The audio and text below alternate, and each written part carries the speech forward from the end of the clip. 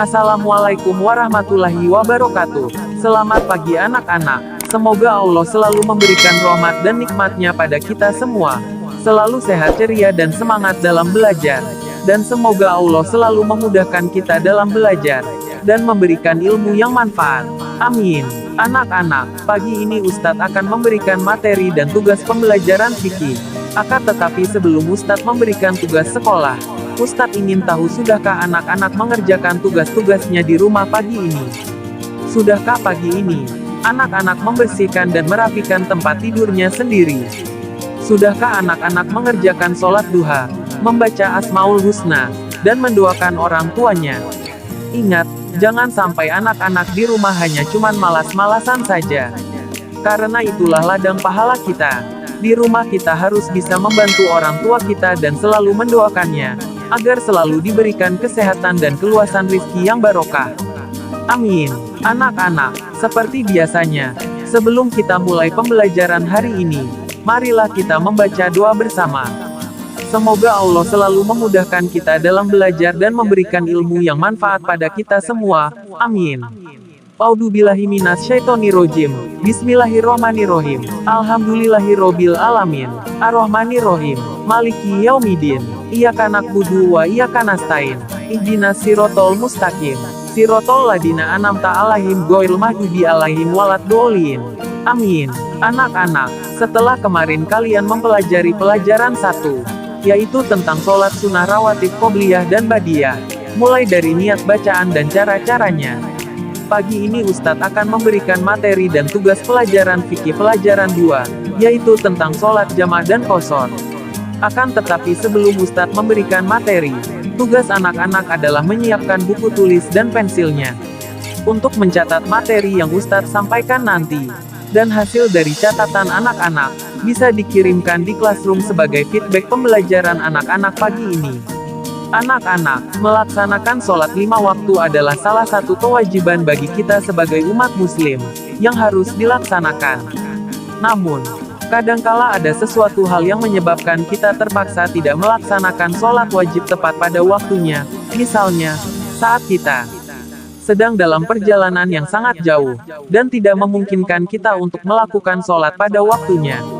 Anak-anak, ketentuan dari sholat jamaah dan qashar adalah, seringkali kita mengadakan perjalanan jauh sehingga kesulitan untuk melaksanakan sholat.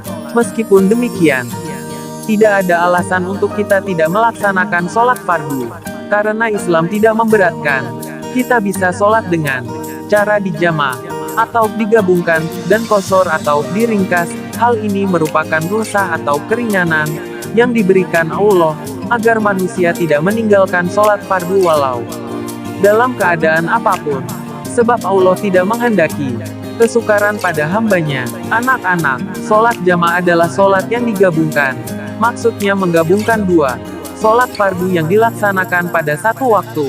Misalnya menggabungkan sholat zuhur dan asyar dikerjakan pada waktu zuhur atau pada waktu asyar. Atau menggabungkan sholat maghrib dan isya, dikerjakan pada waktu maghrib atau pada waktu isya. Sedangkan sholat subuh tetap pada waktunya, tidak boleh digabungkan dengan sholat lain. Hukum mengerjakan sholat jamaah adalah mubah atau boleh, bagi orang-orang yang memenuhi persyaratannya. Anak-anak, sholat jamaah boleh dilaksanakan karena salah satu dari 2 alasan, halangan, yaitu A. Dalam perjalanan jauh minimal 81 km, menurut kesepakatan sebagian besar imam mazhab, dan perjalanan tersebut tidak bertujuan untuk maksiat. B. Dalam keadaan sangat ketakutan atau khawatir misalnya perang, sakit, hujan lebat, angin topan dan bencana alam. Anak-anak, sholat jamaah dibagi 2 yaitu A. Jamaah takdim, jamaah yang didahulukan, yakni menjamaah 2 salat yang dilaksanakan pada waktu yang pertama. Misalnya menjamaah sholat zuhur dengan asyar, dikerjakan pada waktu zuhur 4 rakaat sholat zuhur dan 4 rakaat sholat asyar, atau menjamaah sholat maghrib dengan isya, dilaksanakan pada waktu maghrib 3 rakaat sholat maghrib dan 4 rakaat sholat isya. Dalam melaksanakan sholat jamaah takdim maka harus berniat menjamaah sholat kedua pada waktu yang pertama, mendahulukan sholat pertama dan dilaksanakan bersegera, tidak diselingi perbuatan atau perkataan lain.